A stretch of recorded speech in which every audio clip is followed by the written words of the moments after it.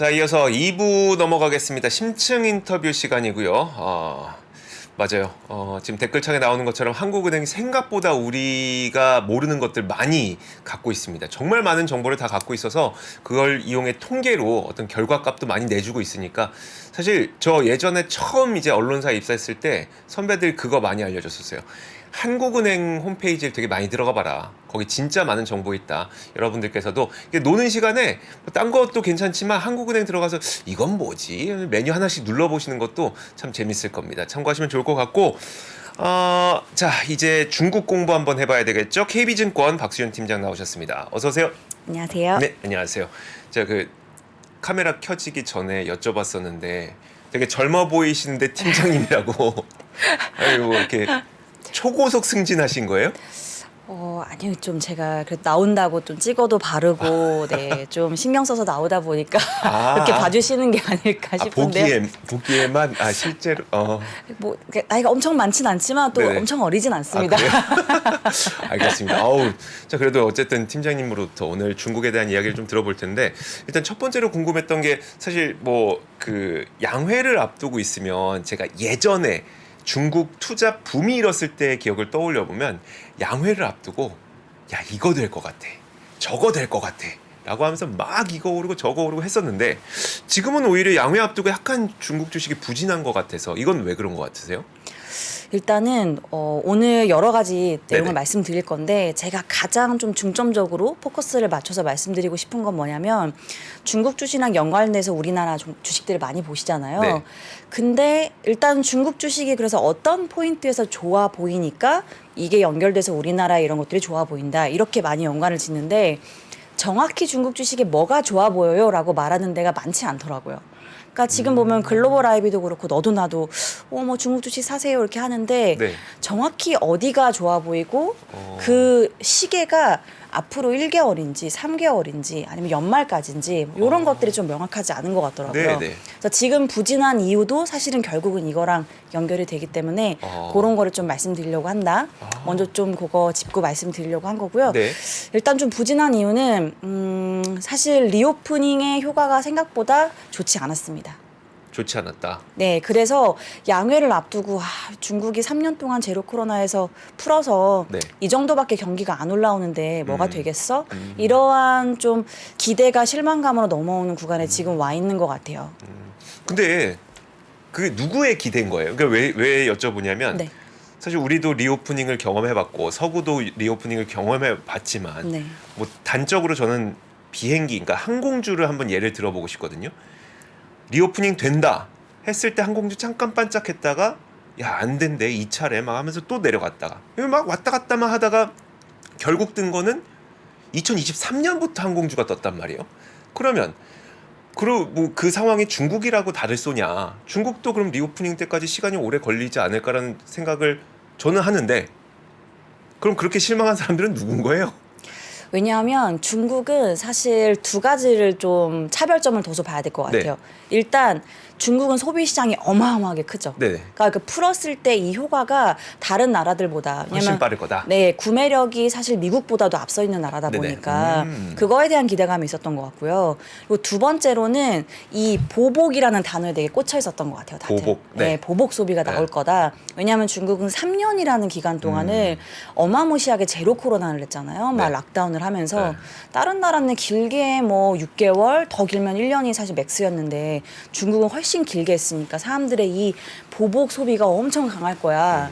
그래서 뚜껑을 딱 열어보니까 일단 가장 중국이 리오프닝 딱 시작하고 했던 게 춘절인데 네. 춘절의 소비가 언론에서는 전년 대비로 얘기해서 좋아 보일 수도 있는데 보복 소비라는 그 개념을 좀 우리가 잘 짚고 가야 될 것 같아요. 보복이라 함은 네. 코로나가 없을 때보다 소비의 총량이 올라가야 보복의 개념이 성립이 되는 거죠. 2019년보다. 네, 2019년보다 더 많이 샀어야 되는데. 네, 그렇지는 않았다. 아. 그래서 주식을 보는 분들은 냉철하게 바라보잖아요. 네. 그렇기 때문에 보복이 아닌데? 왜냐하면 2019년이 100이라고 치면 지금 춘절에 소비가 최근에 나왔던 게 좋게 나오는 지표들이 한 85% 정도 레벨이고 90%를 넘은 게 거의 없습니다. 거의 80에서 85% 선에서 여행객도 그렇고 총 매출액도 그렇고 전반적으로 그렇게 나왔어요. 그럼 왜 이렇게 앉는 거예요?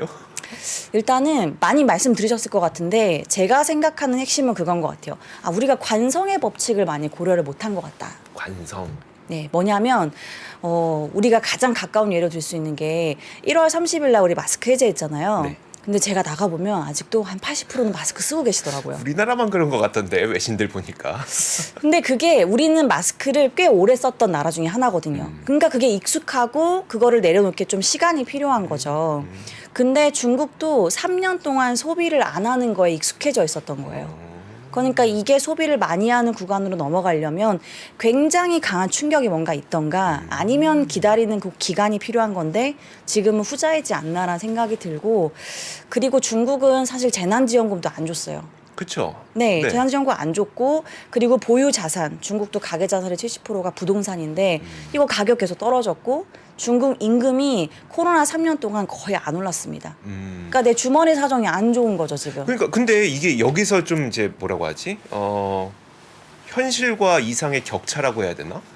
뭐냐면 중국이 지금 코로나 기간 동안 쌓아둔 저축액이 어마어마하다는 얘기를 진짜 많이 들었거든요. 근데 말씀하셨던 것처럼 재난지원금을 안 줬는데 그 돈 다 어디서 난 거예요? 일단 이게 앞으로 전개될 수 있는 가능성에서는 또 좋은 포인트도 있는데 일단은 그거를 저축할 수 있었던 가장 큰 요인은 중국은 모기지 금리를 어마어마하게 내려왔습니다. 부동산이 너무 안 좋다 보니까 그래서 아까 말씀드렸다시피 가계자산에서 가장 큰 비중이 부동산이잖아요. 네. 그렇게 말하면 지출이 가장 큰 항목도 부동산입니다. 근데 모기지 금리를 내렸으니까 대출금 내야 되는 거를 불안하니까 저금을 한 거죠. 그래서 이게 사실 쌓았던 건데 이게 건강한 저축인지 아니면 정말 피동적으로 불안해서 미래를 걱정해서 가지고 있는 건지는 후자이기 때문에 이게 소비로 즉각적으로 연결이 안 되는 겁니다. 그러네. 내가 돈을 모아놓긴 했어. 네. 모아놓긴 했는데 집값이 더 떨어지면 어떡하지라는 불안감 때문에 돈을 좀 더 들고 있을 가능성이 있다는 거네요. 그래서 그게 또 연결되는 게 최근에 네. 되게 웃기게도 모기지 금리가 떨어지는데 중국 요새 은행이 초비상이 뭐냐면 네. 모기지 조기 상환이 어마어마하게 쏟아지고 있습니다. 조기 상환이요? 네.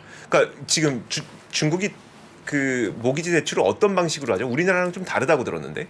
그래도 뭐 조금씩 방식은 다르지만 큰 그림은 유사합니다. 그래요? 그러니까 이 집을 담보로 해서 대출을 LTV 비율 뭐 60% 50% 이렇게 주는 건데 문제는 앞으로 가격이 더 이상 올라갈 건지에 대한 확신이 전혀 없고 그리고 이제 금리가 낮음에도 불구하고 그게 불안하니까 일단 이 비용을 최대한 줄이고 싶으니까 기존에 갖고 있던 저축을 갚아버리는 겁니다. 빚을. 네. 그러면 은행한테는 사실 좋지 않죠. 이 예대 마진을 계속해서 그쵸. 누릴 수 있는 그 구간에서 줄어드는 거니까. 그래서 지금 은행들이 그 조기 상환을 일정 그 한도를 채우면 더 이상 못하게 분기별로 일정 비율을 받고 막 이렇게 하고 있는 상황입니다. 최근에. 저 돈 갚고 싶어요. 갚지 마세요. 안 돼요. 그래서 지금 이거 다 찼어요. 다음 달에 오세요. 이렇게 되는 겁니다.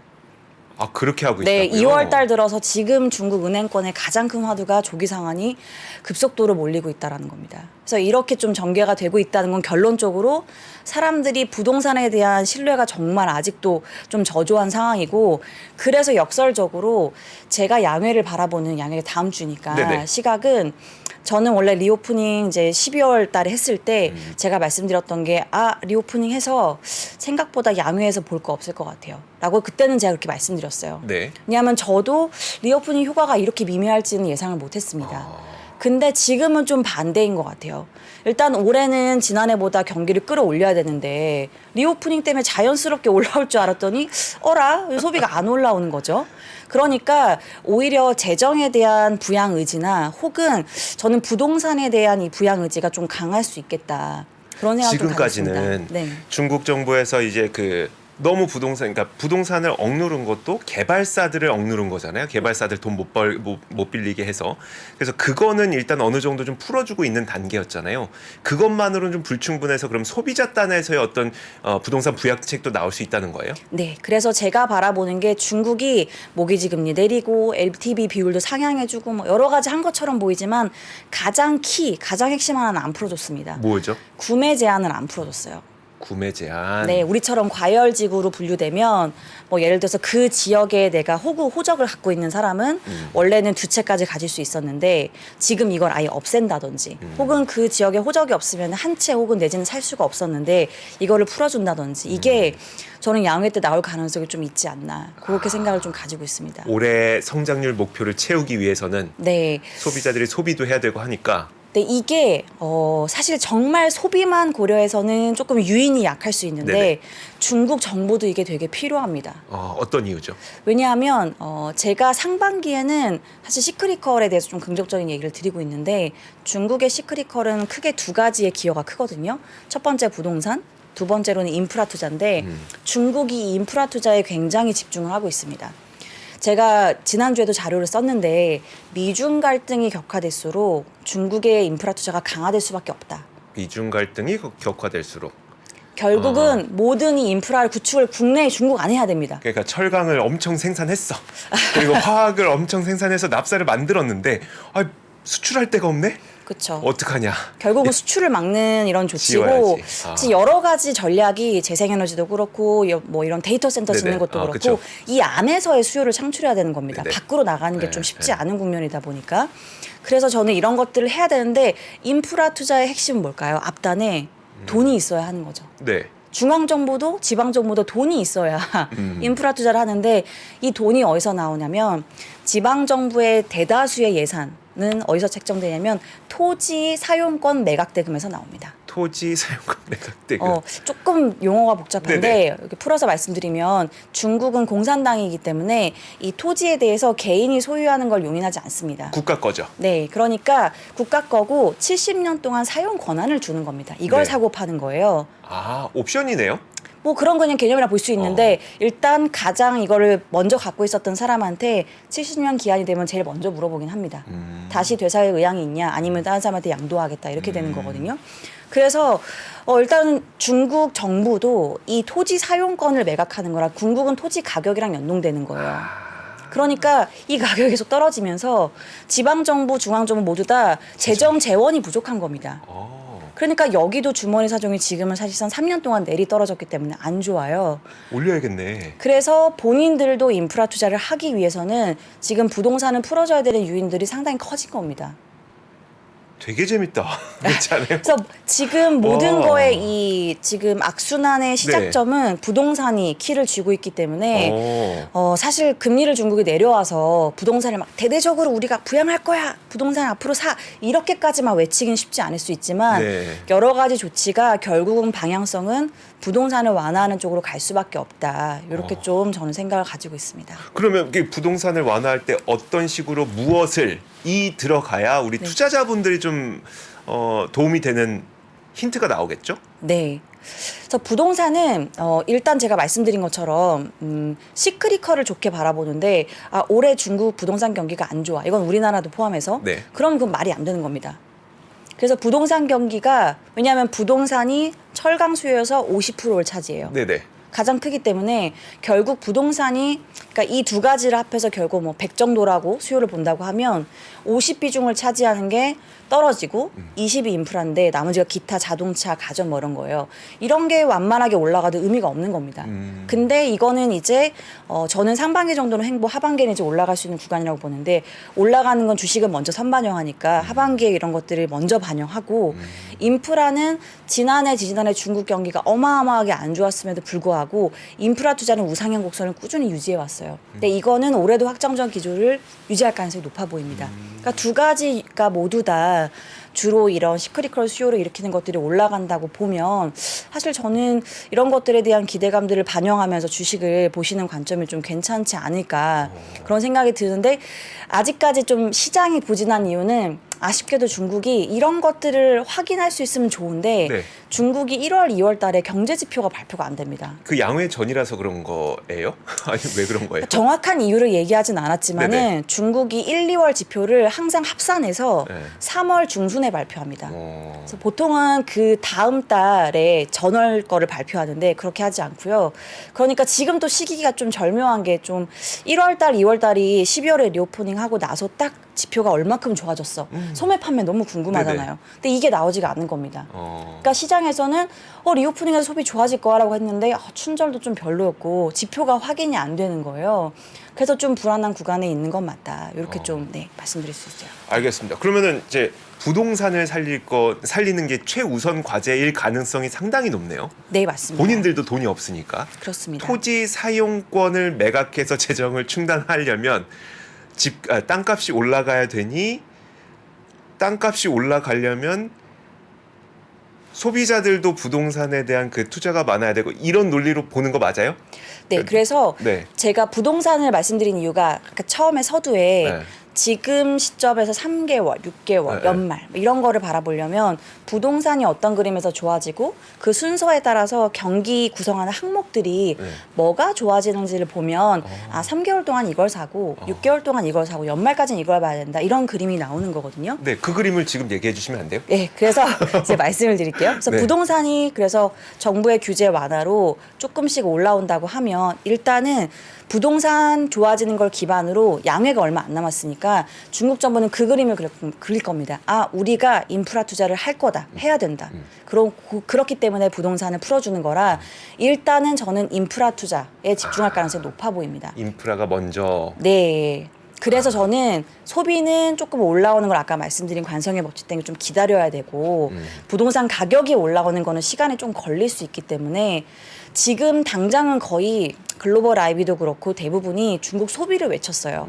근데 저는 소비는 하반기를 보시는 게 맞는 것 같고 상반기에는 부동산과 인프라니 같이 이렇게 결합된 형태에서 좋게 보이는 시크릿컬 그리고 사실 제가 시간이 더 되면 인프라 투자에서 중요한 게 뭔지 말씀드리려고 하는데 네. 인프라 투자도 부동산 연계된 거는 뭐 철강, 뭐 화학, 기계 이런 게 맞는데요. 인프라 투자는 딱 요건 아닙니다. 그렇더라고요. 그러니까 저도 안 그래도 이게 먼저 선수 치셔서 제가 그걸 한번 여쭤보려고 그랬거든요. 네. 인프라 중에 무엇이냐. 근데 저희가 지난주에도 김경환 선임 연구위원 오셔서 그 동수서산 뭐 이것도 말씀해 주시고 여러 가지 말씀해 주셨거든요. 그래서 인프라 가운데 뭐냐. 신재생일 수도 있고. 네. 중국의 인프라 투자가 미중 갈등이랑 연결해서 보시는 포인트가 좋다고 말씀드렸잖아요. 네. 그러니까 결국은 미국이랑 싸워서 중국이 이겨야 되는 쪽에 투자를 하면서 인프라라는 항목 안에 이 결합을 시키고 있거든요. 그게 뭐냐면 중국이 절대 포기할 수 없는 4가지를 계속 얘기하고 있어요. 네. 4대 안보 전략이라고 얘기하고 있는데 첫 번째가 데이터 안보. 그래서 데이터 센터를 짓는 동수서산 같은 걸 하고 있는 거고요. 두 번째가 에너지 안보. 동수서산 그 말씀 주셨겠지만 이 전력원을 100% 재생에너지로 확보합니다. 그래서 재생에너지 인프라를 어마어마하게 확충할 건데, 그래서 재생에너지 관련돼서 이제 에너지 안보가 들어가고 세 번째가 농업.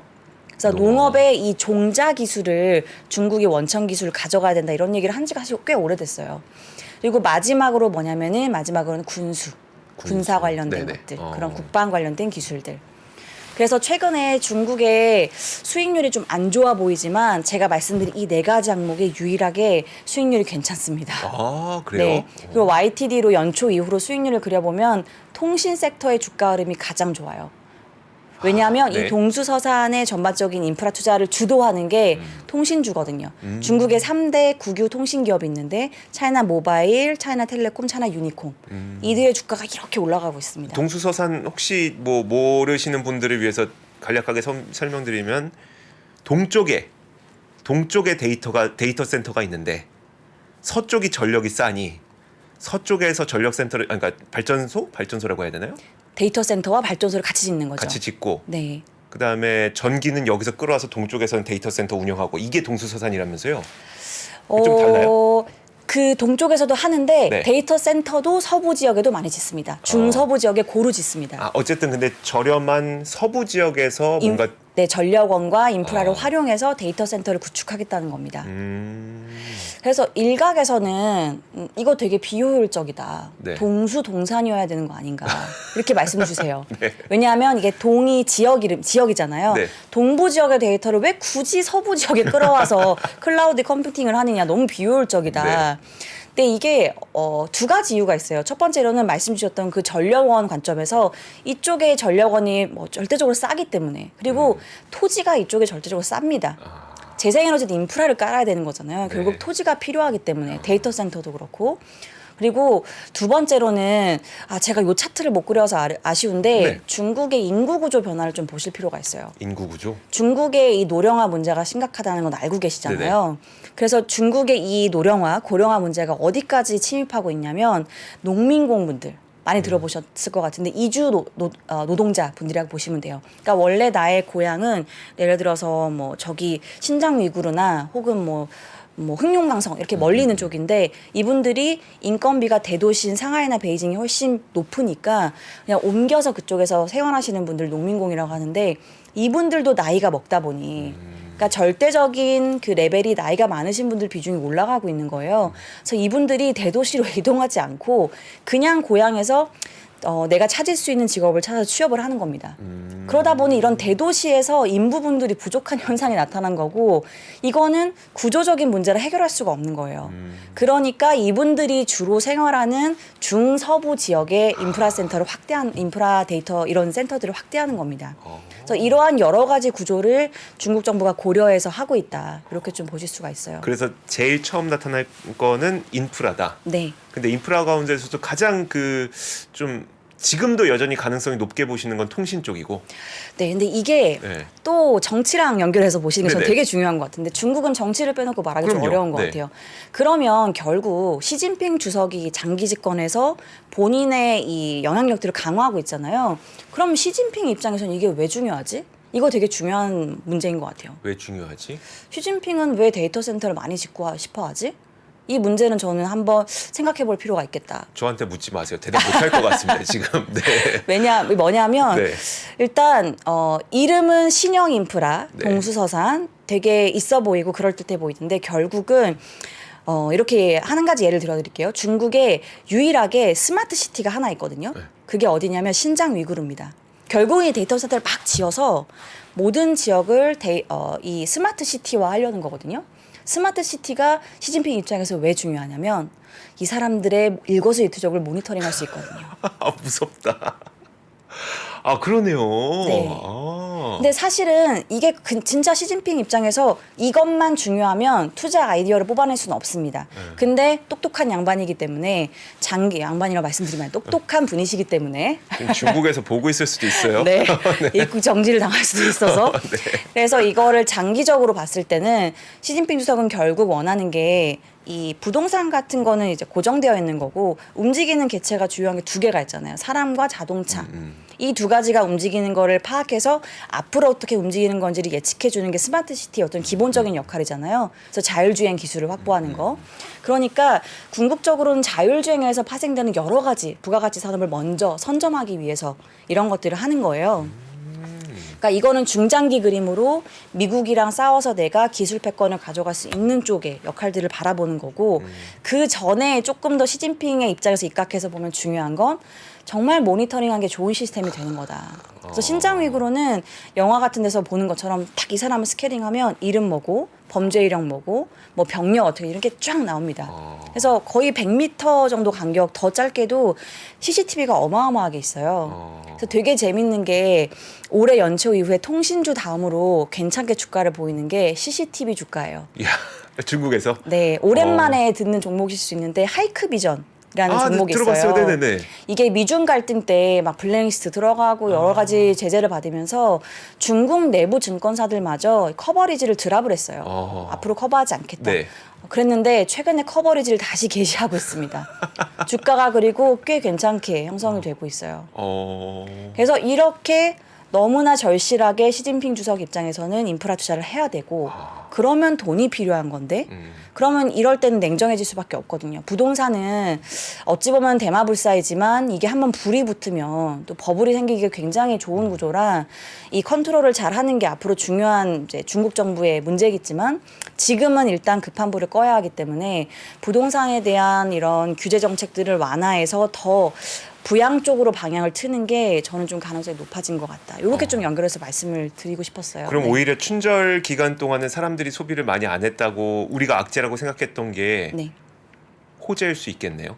그래서 지금은 밴뉴스가 굿뉴스로 좀 전환될 수 있는 구간에 들어온 것 같고 이거에 대한 확신을 시장이 조금 갖기에는 지표가 확인이 안 되니까 네네. 불안한 부분들이 시장을 좀 억누르고 있다. 이렇게 보실 수 있을 것 같아요. 어쨌든 우리가 큰 그림에서는 그럼 이렇게 생각해도 돼요. 어쨌든 그러니까 가장 빠르게 좀 진행할 것은 인프라가 맞긴 맞는데 인프라를 이렇게 진행하는 이유는 부동산 가격을 올리기 위해서이기도 하고 그러면 부동산 가격을 올리기 위해서 이들이 인프라 투자를 할 때에는 어쨌든 이제 철강과 화학과 이쪽이 시클리컬이 많이 들어가니까 가장 가깝게는 그쪽에 가능성이 있다고 봐도 되는 거예요. 국내에서도 국내 어떤 영향력도 네, 글로벌리도 사실은 원자재 수요를 가장 많이 확보하는 나라 중에 하나가 중국이거든요. 안 그래도 요즘에 많이 확보하고 있더라고요. 네, 그래서 조금 여기서의 어떤 예로 볼 수 있는 게 중국이 그 PMI라고 하는 지표를 많이 참고하시거든요. 이게 구매자 관리 지수라고 해서 구매자들한테 실제 원자재 같은 거 앞으로 경기를 얼만큼 좋게 봐서 앞으로 더 살 거니 그러면 고용을 얼마 늘릴 거니 이런 거를 물어보는 거거든요. 그래서 통계국 PMI라는 게 중국에서 나오고 차이신 PMI라는 게 나옵니다. 네. 통계국은 주로 이제 굴뚝산업 비중이 높아요. 철강, 석탄, 화학 그리고 주로 국유 기업입니다. 그리고 차이신은 주로 민영 기업이고 수출을 많이 하는 기업들이어서 조금 차별점은 있는데 이거 말고 제가 추가로 최근에 말씀드리는 게 BCI라는 지수가 있습니다. BCI요? 네. 이게 BCI가 뭐냐면 이거는 그 두 개랑 큰 차이는 주로 내수 기업들한테 물어봐요. 정말 내수의 소비를 담당하는 기업들이고 그다음에 여기는 3개월치가 아니고 앞으로 6개월치를 물어봅니다. 조금 더 장기 시야로 네. 앞으로 너네가 경제를 어떻게 봐서 이런 수요를 어떻게 예측해 이런 것들을 물어봐요. 여기가 최근에 12월 달에는 50 정도 레벨을 보였는데 1월 달에 나온 지표를 보면 59까지 크게 튀었습니다. 기준이 50이에요? 네, 이것도 거의 유사하게 움직입니다. 근데 코로나 터지고 좀 레벨 다운되긴 했지만 그래서 이게 왜 이렇게 많이 튀었지라는 것들을 물어보면 지금 1월 달 나온 거면 앞으로 6개월이니까 7월 정도를 보는 거예요. 그러니까 하반기의 그림은 정말 긍정적으로 중국 내수 기업들이 본다는 거죠. 아, 그래서 일단 상반기는 인프라, 네. 하반기는 소비. 네. 이 정도의 큰 그림을 갖고 투자를 해야 된다. 네, 그런 것들이 여러 가지로 드러나고 있는 상황이에요. 그리고 부동산이 그러면 사실 안 좋아서 막 조기상한다고 말씀드렸잖아요. 그럼 이렇게 규제 푼다고 정말 좋아지는 거 맞아? 그러니까요. 이렇게 질문을 좀 주시는 분들도 많아요. 그래서 저도 사실 거기에 관련돼서 여러 가지 지표들을 보고 있는데 다행히도 부동산 지표는 1월 달까지 나오는 것들이 꽤 있어요. 그래서 살펴보면 일단 중국이 그 디벨로퍼들을 규제하기 위해서 세 가지 레드라인이라는 걸 제시했었어요. 그러니까 재무지표 세 가지를 만족하지 못하면 대출 뭐 여러 가지 자금 조달이 아예 안 되는 네. 겁니다. 근데 이거를 지난해에 풀었죠. 그러면서 이제 어떤 현상이 나타났냐면 다행히도 가장 문제가 됐었던 준공, 부동산 준공이 마이너스 30%까지 갔었어요. 네네. 그러니까 사람들이 내가 부동산을 그쵸. 샀는데 네. 이게 언제 내가 받을 수 있을지 불안하니까 조기상환하고 이런 상황이 됐던 건데 이게 5개월 연속 올라오고 있습니다. 반등을 보이고 있고 그다음에 분양 면적이 정말 오랜만에 플러스로 돌아섰습니다. 분양 면적 전체적으로 네. 분양이 그리고 나서 또 뭐가 플러스 이거는 플러스가 아니고 이제 추세가 좀 올라간 건데 뭐냐면 중국의 이 부동산 호가, 주택 호가가 나오는데 이건 주간 단위로 나와요. 호가 지수가 2년 만에 유의미하게 이렇게 V자 반등이 나왔습니다. 그러니까 호가라는 건 결국 매도자가 매수자들의 상황을 봤을 때 좀 올려도 되겠는데 이런 거잖아요. 네. 그러니까 지금 그런 것들이 지표가 아예 아무것도 반등이 안 나오면 이게 아무리 정부가 규제를 풀어도 좀 어려울 수 있습니다라고 제가 말씀을 드려야 되는데 지금은 정말 투자와 착공 앞단에 있는 것들이 조금씩 움직이고 있다. 아하. 그리고 가격 지표도 정말 다행히 이제는 하락을 멈추고 횡보하는 구간에 들어왔습니다. 물론 반등은 아직은 안 나왔지만 그래서 이러한 연결점들이 꽤 연결고리가 단단해지고 있는 것 같다. 그래서 양회나 그 전후로 실제로 일부 지역은 이미 2선 지역이긴 하지만 1선 핵심 지역은 아니지만 구매 제한을 지금 풀고 있습니다. 그래서 아까 말씀드렸던 것처럼 그 지역 사람이면 원래는 2주택밖에 못 샀는데 그냥 전면 철회 제한 없이 그리고 거기에 거주하지 않는 사람도 살 수 있게끔 하는 지역들이 한 두세 개 정도 지금 나오고 있거든요. 2월 이후에. 임장들 다니시겠네 이제. 그래서 이런 가능성들이 좀 높아지고 있는 게 아닌가. 네, 그래서 시크릿컬은 좀 좋게 볼 수 있는 여러 가지 구성 요소들이 조금 이렇게 톱니바퀴가 잘 맞춰지고 있는 것 같다. 대신 소비는 좀 하반기로 미뤄라. 네, 요 다음 스텝으로 소비가 갈 것 같다. 알겠습니다. 네. 와. 야. 금요일 밤에 이렇게 놀라기 처음인데요. 제가. 너무 재밌었습니다. 너무 감사드리고요. 지금 약간 좀 시간이 돼서 더 듣고 싶지만 오늘 이 정도의 어떤 그 인사이트로 이야기를 좀 마무리할게요. 다음 시간에 뵐게요. 박수현 팀장이었습니다. 고맙습니다. 네, 감사합니다. 감사합니다. 이 삼박자가 나오면서 결론적으로 말하면 급매물이 딱 소진된 거예요. 그래서 급매물 윗단으로 갈 거냐, 그 아랫단에 가격 이때가 나오면 그 아래로 갈 거냐, 지금 분기점에 있는 것이고, 여러분들은 더 정확하게 들으시려면 한두 달 뒤에 저를 만나시면 좋겠지만 그럴 일은 거의 없을 테니까 지금 최선을 다해서 설명을 드리고 있고 결론을 내려고 할 거예요. 그래서 결론적으로 굳이 딱 선택을 드리자면 임형록 교수의 부동산 전망, 그 결론이 궁금하다면 3프로TV 멤버십에서